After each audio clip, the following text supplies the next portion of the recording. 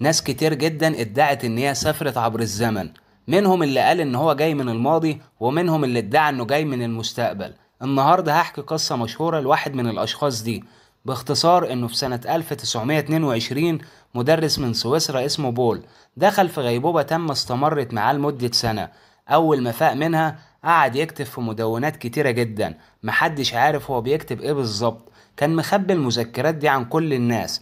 وفي يوم واحد من الطلاب المقربين ليه قاعد معاه يعني بياخد درس، وساعتها المدرس بول حكى له كل حاجة بالتفصيل. قال له ان هو سافر عبر الزمن لسنة 3906، وقال له ان في 2020 هتقوم حرب عالمية تالتة وهتكون مدمرة للكوكب وهتقضي على معظم البشرية، والدول اللي هتنجى هتشكل اتحاد عالمي لتحسين الأحوال، وكلام كتير يعني من النوع ده. والحمد لله الرواية طلعت كاذبة وما حصلش حاجة في 2020. المهم كمل كلامه وقال إن البشر هتعيش في كوكب المريخ وهتحصل كوارث طبيعية هيموت فيها 20 مليون بني آدم. وقال إن في نوع جديد من البشر هيظهر بسبب اختلاف الجينات، والبشر دول هيكون عندهم قدرات عقلية متطورة بشكل كبير جدا. وفضل يحكي كلام كتير من النوع ده.